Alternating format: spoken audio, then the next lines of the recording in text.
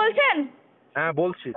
বলছি দাদা, আজকে কার্যত কি কি সাবমিশন রাখলেন যার ফলে কার্যত এই মুহূর্তে রাজ্য সরকার বিপাকে পড়লো, বা এই রাজ্য সরকার যেভাবে ম্যাচে ফেললেন রাজ্য সরকারকে, তার জন্য প্যানেল পর্যন্ত ক্যান্সেল হতে পারে? কি কি সাবমিশন এমন রাখলেন? দেখুন, নির্দিষ্টভাবে যে নিয়োগের যে আইন, সেই আইনের কোথায় কি বলা আছে যে কত ধরনের লিস্ট হয়, সেই লিস্ট কিভাবে প্রকাশ করতে হবে। দেখুন, list with breakage of marks প্রকাশ করতে হবে, সেটাই হচ্ছে নিয়োগের আইন। কিন্তু তারা সেটা করেনি। তার কারণ তারা দুর্নীতি করতে চায় বলে। আদালতে নির্দিষ্টভাবে সেই আইনগুলো দেখিয়েছি, আসল লিস্ট কি এবং পরবর্তীতে আদালতের নির্দেশের ফলে কিভাবে ব্রেকেজ অফ মার্কস প্রকাশ হয়েছে। সেটা কত সালে, প্রথমে 2018 সালে যখন লিস্ট প্রকাশ হয় তখন কিন্তু ব্রেকেজ অফ মার্কস ছিল না। 2022 সালে যখন আদালত নির্দেশ দিল, তারপরে ব্রেকেজ অফ মার্কস প্রকাশ হলো। তখন জানা যাচ্ছে যে কি ধরনের দুর্নীতি হয়েছে। এবং শুধু তাই নয়, আদালতে যে ওরা যে বলছে, বারবার যে কথা উঠে আসছে যে সেগ্রিগেশন, সেগ্রিগেশন তখন সম্ভব হবে যখন প্রকৃত তথ্য দেবে।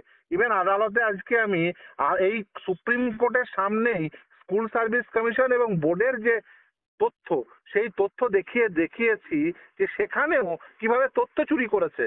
যদি স্কুল সার্ভিস কমিশনের রিটেন সাবমিশনে দেখা যাচ্ছে 5,485 জন ইললিগাল অ্যাপয়েন্টিজ রয়েছে, আর বোর্ডের তাদের দেওয়া ওয়ান পেজ নোটে দেখা যাচ্ছে 5,189 জন। সেখানেই তথ্যের গরমিল রয়েছে।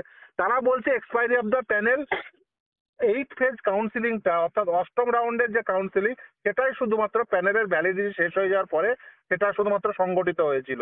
কিন্তু আমি আজকে আইন পড়ে দেখিয়ে দিয়েছি যে কিভাবে সেকেন্ড রাউন্ডের পর থেকে যতগুলো কাউন্সিলিং হয়েছে, নবম দশমের ক্ষেত্রে 8টা কাউন্সিলিং হয়েছে, একাদশ দ্বাদশের ক্ষেত্রে 6টা কাউন্সিলিং হয়েছে। অর্থাৎ নবম দশমের ক্ষেত্রে টোটাল 6টা counselling after expiry of the panel, এবং একাদশ দ্বাদশের ক্ষেত্রে 4টে কাউন্সিলিং এক্সপায়ারি অফ দ্য প্যানেলে পরেই সেই কাউন্সিলিং গুলো সংগঠিত হয়েছে।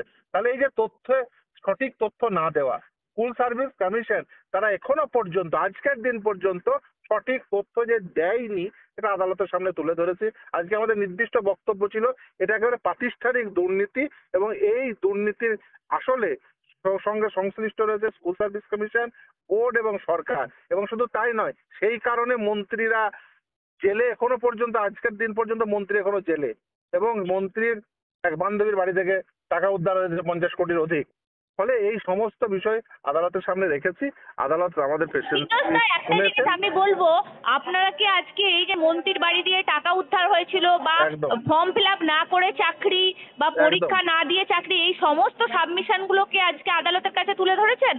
একদম আমরা নির্দিষ্টভাবে বলেছি কি কি দুর্নীতি হয়েছে। দেখুন, যেগুলো আইডেন্টিফাইড দুর্নীতি, তার বাইরেও দুর্নীতি রয়েছে। এবং শুধু তাই না, পরীক্ষায় পার্টিসিপেট করেনি কিন্তু সে নিয়োগ পেয়ে গেছে। এবং সেটা শুধুমাত্র আজকে উঠে এসছে তা নয়, এর আগেও কিন্তু উঠে এসছে যে নিয়োগ প্রক্রিয়ায় পার্টিসিপেট না করে চাকরি পেয়েছে। ফলে আদালতের সামনে আজকে একটা ক্লিয়ার পিকচার এসছে যে কিভাবে দুর্নীতিটি সংগঠিত হয়েছে।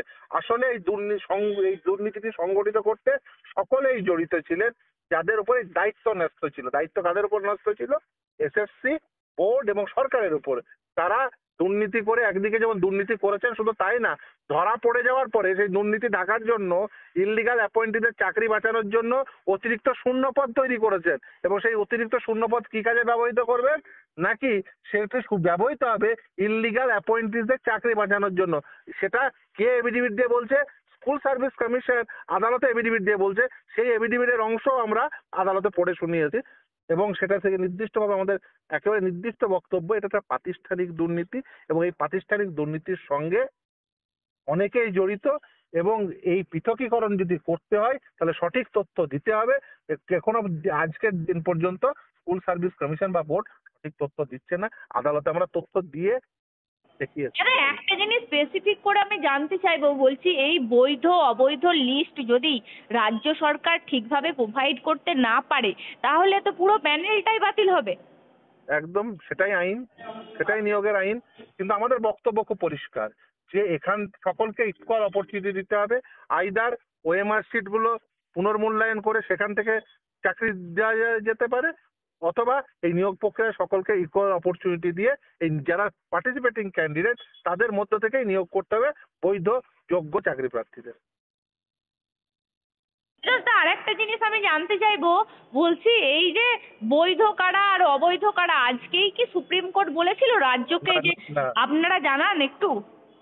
হ্যাঁ, তা রাজ্যকে এবং এসএসসি কে অনেক জিনিস তারা ক্লারিফাই করার জন্য, ক্লারিফিকেশন নেওয়ার জন্য ইভেন এসএসসি কেও জিজ্ঞাসা করেন যে আপনার ইন্টারভিউ লিস্ট কখন প্রকাশ করেছেন, মেরিট লিস্ট কখন কোথায় মেরিট লিস্ট। তারা বলেন 1-to-1 কমিউনিকেশন। আরে 1-to-1 কমিউনিকেশনে, সেখানে ইভেন 1-to-1 কমিউনিকেশনেও নাম্বার প্রকাশ করা হয়নি, সেটাও আদালতে দেখিয়েছি যে দেখুন 1-to-1 কমিউনিকেশনে উইথ ব্রেক মানে মার্কস কখনোই ছিল না, এবং টোটাল মার্কস মার্কস কিভাবে সংশ্লিষ্ট রয়েছে, এই টোটাল 100 নম্বরের পরীক্ষায় 55 নম্বর written examination, 35 number academic qualification এবং প্রফেশনাল কোয়ালিফিকেশনের জন্য বরাদ্দকৃত মার্কস, 10 নাম্বার সেটা ইন্টারভিউ, এবং কিভাবে ম্যানিপুলেশন হয়েছে, ওএমআর শিটে বেসিক্যালি শূন্য পেয়েছে তাকে 53 করা হয়েছে, ওএমআর শিটের কপিগুলো সেগুলো না আমি বলছি অ্যাকচুয়ালি ফিরোজদা, মিরর ইমেজ রাখা উচিত, তারা ফিরোজদা রাখেনি। আমি একটা কথা বলছি, টোটাল আজকে এই যে ধরুন 4 জন 4 রকমের মানে অবৈধ লিস্ট দিয়েছে, যারা অবৈধভাবে চাকরি পেয়েছে তাদের লিস্ট দিয়েছে,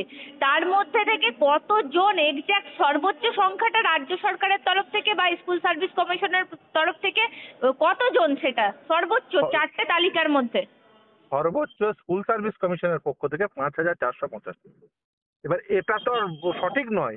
আমরা তথ্য দিয়েই, ওদেরই দেওয়া তথ্য দিয়েই দেখিয়েছি যে কিভাবে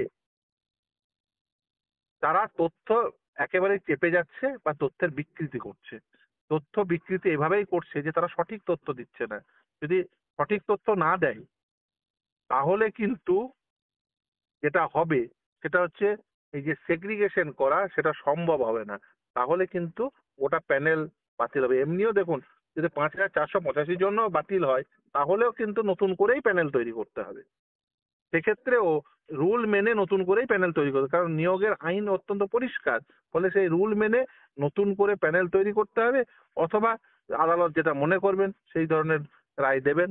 কিন্তু এটা পরিষ্কার যে এই নিয়োগ প্রক্রিয়া সেটাতে দুর্নীতি রয়েছে, এবং সেই দুর্নীতির সঙ্গে সংশ্লিষ্ট রয়েছে এই আর্টিকেল 12 অথরিটিগুলো, অর্থাৎ এসএসসি বোর্ড এবং সরকার। এবং তারা তাদেরকে বারবার অপরচুনিটি দেওয়া সত্ত্বেও তারা সেই অপরচুনিটি ব্যবহার করছে না, ব্যবহার করে তারা সঠিক তথ্য দিয়ে এই পৃথকীকরণ করছে না। দাদা আপনাকে অসংখ্য ধন্যবাদ আমাদেরকে সময় দেওয়ার জন্য, নমস্কার। ধন্যবাদ।